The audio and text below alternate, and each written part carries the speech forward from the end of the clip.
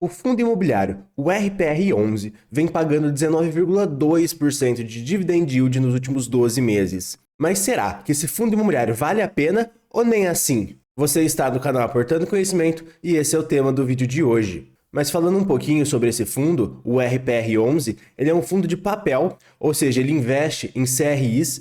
O CRI ele seria uma espécie de empréstimo, ou seja, você está emprestando dinheiro para esse alguém fazer investimentos no setor imobiliário, e ele tem um fundo high yield, ou seja, ele busca retornos extremamente altos. E por conta disso, esse maior retorno também está muito ligado a um maior risco.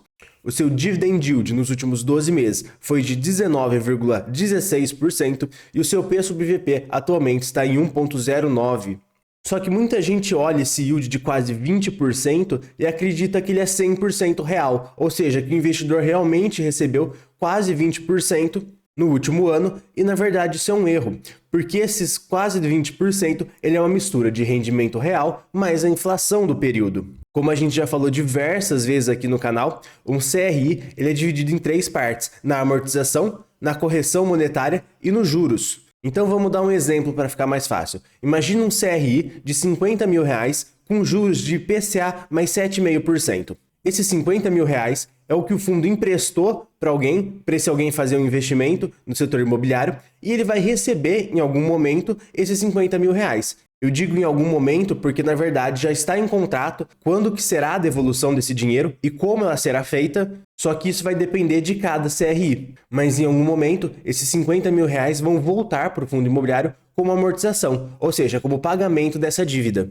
Só que enquanto isso não for feito, essa dívida ela vai sendo corrigida pelo IPCA, ou seja, ela vai sendo corrigida pela inflação. E também é acrescido um juros de 7,5% em cima dessa dívida. Então, no fim, com o pagamento de um CRI, o fundo imobiliário ele vai receber uma amortização, que seria a devolução desses 50 mil, uma correção monetária, ou seja, essa dívida está sendo corrigida pela inflação, e um juros, que seria o que o investidor ganha em emprestar esse dinheiro. E qual que é o grande problema de um fundo imobiliário de papel? Bem, na verdade não é um problema, mas sim um ponto de atenção. Quando você recebe o seu provento lá no fim do mês, ele é a junção dos juros mais a correção monetária. Você recebe isso junto, mas é muito importante você entender que são coisas muito diferentes e separadas. Porque apesar de você receber os dois juntos no seu provento lá no fim do mês, a correção monetária não é realmente um ganho real. Você está apenas corrigindo a dívida pela inflação. Você não tem nenhum ganho adicional por causa disso. Ou seja, o valor que você recebe de correção monetária, ele não é um lucro. Você precisa reinvestir esse valor, caso contrário você vai perder poder de compra. Então se você pegar esses 20% que o RPR pagou e simplesmente ir no shopping e torrar tudo, você vai ver que ao longo dos anos vai ficar muito nítida que você está conseguindo comprar cada vez menos coisas com o dividendo que ele está pagando. Isso porque você está gastando os juros mais o principal, que seria a correção monetária. Então, na verdade, esses 19,16% que ele pagou nos últimos 12 meses não é um rendimento real. E você precisa descontar a correção inflacionária para chegar na conclusão de quanto realmente é o dividendo real, de quanto realmente você recebeu por investir nesse fundo nos últimos 12 meses.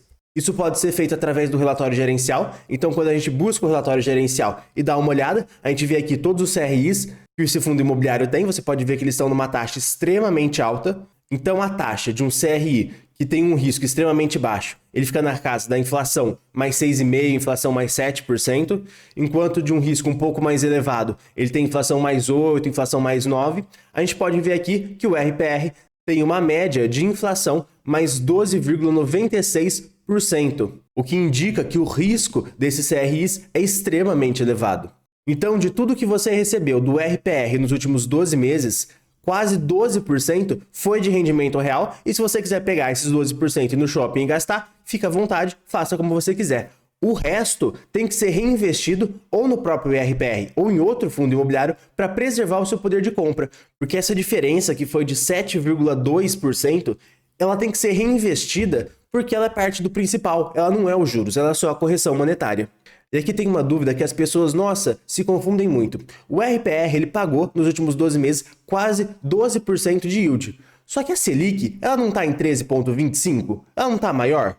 Tá certa essa análise que eu estou fazendo? Deixa aqui nos comentários se você acha que tá certa essa análise ou não. Pode comentar lá, estou esperando. Bem, então, essa análise já está completamente errada, porque o RPR ele não paga quase 12% ao ano de dividendo real. Ele paga inflação mais 12%. E não faz o menor sentido você comparar isso com a Selic, porque a Selic é uma taxa nominal. Então faz muito mais sentido você comparar com as taxas de NTN-B, que são as taxas do Tesouro Direto, só que são atreladas à inflação e são mais longas. Então atualmente as taxas do NTN-B estão em inflação mais 6%. Então fazendo a comparação entre o RPR e a NTN-B, que são os títulos do governo, a gente chega à conclusão que você está ganhando um pouquinho menos de 6% e investir em um RPR, ao invés de só preferir investir nos títulos do governo, o que mostra aí que é uma diferença bastante grande.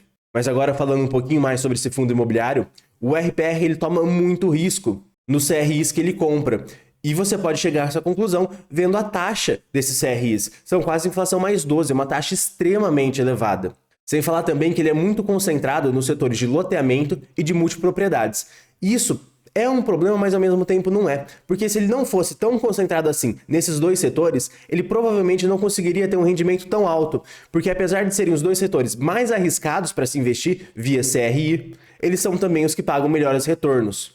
Então é um ponto de atenção. Mas o principal risco do RPR, na minha opinião, é esse ponto aqui. Ele é um fundo imobiliário muito novo, ele começou a ser negociado em 2020 e a gestora também é muito nova. A gente não tem um longo histórico para saber se a gestora consegue trabalhar bem ou só faz lambança. Até o momento, ela vem trabalhando muito bem, mas a gente precisa de um histórico maior para ter certeza disso. Um outro ponto de muita atenção é que ele só tem 17 CRIs em carteira, o que é um problema, ao meu ver, relativamente grande. Isso porque esses CRIs são muito arriscados, como já foi falado algumas vezes durante esse vídeo, e quanto mais CRIs você tiver, por exemplo, é muito melhor você ter 100 do que você ter só 17, porque aí se der um problema em algum, e obviamente em algum momento vai dar pelo risco desses CRIs, esse problema que aconteceu, ele acaba sendo menor em relação à carteira. Quando você tem só 17 CRIs, a porcentagem de cada CRI na carteira realmente é muito grande. Um outro ponto que você tem que levar em consideração é o preço sobre valor patrimonial desse fundo imobiliário. Se você comprou o RPR no preço sobre valor patrimonial igual a 1, você vai receber inflação mais quase 12%.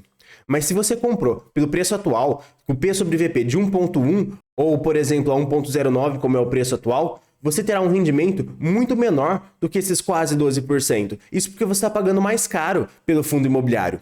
Então, com isso, na verdade, você só vai receber por volta de inflação mais 10,75%.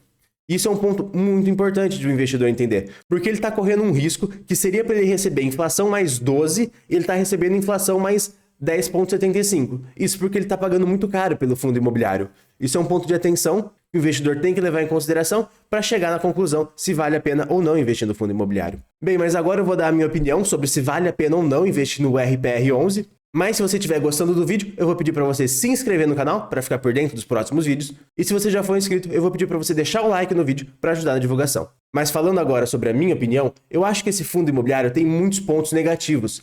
O fundo imobiliário é novo e é de uma gestora nova, ou seja, isso é muito risco já ao meu ver. Isso para mim já é motivo suficiente para eu não investir em um fundo imobiliário. Sem falar que ele tem poucos CRIs em carteira, ele é muito concentrado, mas conforme o fundo imobiliário for crescendo, ele vai conseguindo diluir esse risco comprando mais CRIs. Existe muito risco nos CRIs que ele tem, e ele está com preço sobre valor patrimonial de 1,1, o que na minha opinião, para um fundo de papel, já não faz muito sentido você comprar. Mas também ele tem um ponto positivo, que ele tem um yield extremamente alto. Mas se você quiser saber um pouco mais sobre o RPR e um outro problema que ele tem, eu vou estar deixando um link aqui em que eu comparo o RPR com outros 4 fundos imobiliários muito parecidos com ele e chego numa conclusão bem interessante. Mas se você gostou do vídeo, eu vou pedir novamente para você se inscrever no canal para ficar por dentro dos próximos vídeos e até o próximo vídeo.